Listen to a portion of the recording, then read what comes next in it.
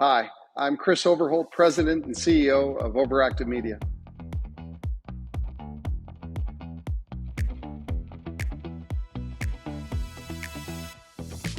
Well, Chris, thank you so much for taking the time to speak with me today. I'm really excited about this one. It's a really cool sector that you're in, so I want to learn about it and what it means for Canada's future.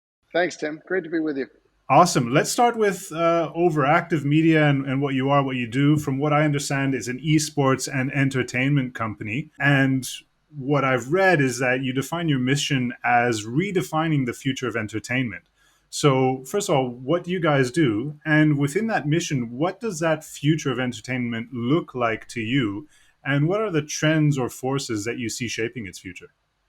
This is a generation of fans, millennials and Gen Zs, and soon after them, Gen Alphas. This is a generation that thinks differently about their sports and media entertainment choices. It's a generation that candidly is not inclined to sit and watch 3 hours of college football, or maybe even 2.5 hours of an NBA basketball game.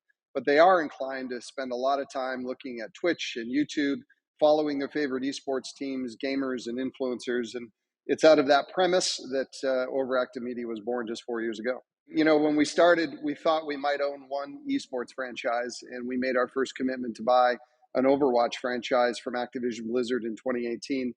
Within 3 months, we actually we had acquired two other companies and bought a League of Legends position, and then 4 months later bought our way into the Call of Duty League. And so our strategy has been to own franchises that play in the biggest and most important esport leagues in the world. And our premise has been that these leagues will grow and look to emulate sport as we've understood it growing up. And there are 240 million global players of Call of Duty. The way I think of these leagues is they're the highest expression of competitive play in the representative sample of global player base. And so if we use the NHL as an example, there are 750 NHL players. Those are the best players in the world that play in the biggest and most important hockey league in the world. And there are 60 players of the 240 million that play Call of Duty on the planet. There are 60 that play professionally as the highest expression of that game, played competitively. There is an ecosystem of talent identification and player development that are built out around these game titles, no different than sport. And, you know, springing from the gaming community, there have been a collection of streamers and influencers and content creators that live on platforms like Twitch and YouTube and others that are entertainment in their own right, and again are representative of some of the fan base that also follow esports. So it's most people wouldn't understand, but it's a very well developed ecosystem around gaming and esports broadly. And to give your viewers a sense of just how significant it is globally, the combination of the music and movie business globally is not as big as the gaming industry is today. Awesome. Well, let's refocus it on Canada then. That's where you're based, and that's what we're focused on. So, when we speak about esports and that whole industry, that whole ecosystem, what are the opportunities that you see for Canada and our companies, our entrepreneurs, and other stakeholders within that space? In Canada today, our research tells us that there are 5.7 million declared fans of gaming and esports in this country, as compared to just a little over 10 million identified NBA fans. So think about that for a moment. The NBA has been present in Canada for now more than 25 years, or coming up on its 25th year, in fact. And esports is really in the bottom of the first inning in baseball terms, based on the work that we and others have done here since just 2018. I think we're going to see rapid change in this space. And anybody who's looked in on it and can't make sense of it, I would just say to them, make no assumptions about the way that we're consuming these game titles, or the medium of gaming itself, or the sports that are identified as esports. Make no assumptions that we're going to be watching it or consuming it or experiencing it in the same ways today, even 3 years from now. Think about all the technology that we've all started to be witness to, and think about its applications, AR and VR technology, that I think can truly change the player experience and will change the player experience, but also how you consume that. And we've seen this already in sport. I would say, certainly Ubisoft in Montreal, there are a number of EA, I think in BC. There are a number of existing game publishers that are present here in Canada and doing great work to market and develop the game strategies.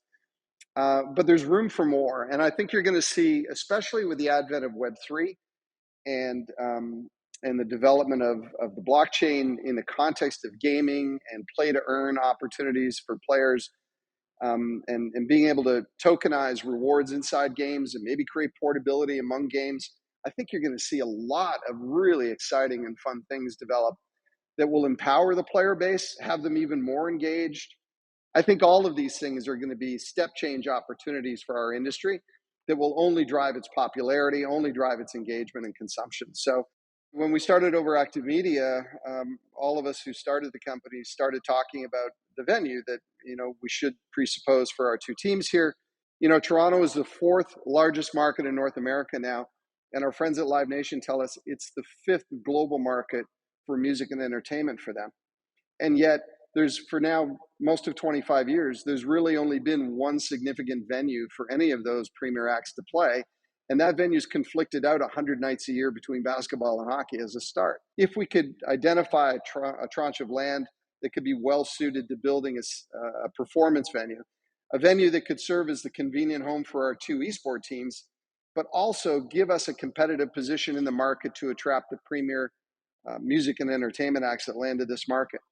Sounds amazing. And as a big music fan, I look forward to it personally. Is there a recognition within Canada between all those players that there is a big opportunity for us to seize? And are the necessary collaborations that are needed for Canada to win in that space being created and being recognized and being supported so that we can, again, carve out our niche within that opportunity? Best evidence that the marketplace understands the opportunity here would probably be born out of the wonderful marketing partnerships that we've been able to generate in support of our teams and our overall business here. Partners like Red Bull. I'm standing in the Red Bull studio. We have 16,000 square feet here in Liberty Village. TD Bank is a proud partner of Overactive Media's for years now. And Bell 5 is, of course, a leading technology in Canada, brought to you by Bell, and a real difference maker for our organization and for our players. They sponsor all of our practice facility areas. This is an industry and a sector that is truly relevant, again, and speaks to and connects with an entire generation that the biggest brands, whether they be endemic to our space or non-endemic seeking to build connection, they know that they need to be thinking about gaming and esports in a broad way. And so I think that's probably the strongest indication that we have. There is certainly an opportunity for grassroots development around gaming and around path to pro in esports. And, not dissimilar to the way we've seen Sport Canada support organizations like archery or, Canada Soccer or Canada Basketball. I think similarly, our sport partners in government, particularly at the federal level, should be starting to think about the opportunities for grassroots development in an organized fashion that can take place here in this country to set Canada apart from a player development and talent ID strategy. And I think, frankly, they're going to be well served if they can get on board with that sooner than later. I personally believe that we'll see esports in the Olympic program in some form or fashion as soon as LA. That games will be in 2028.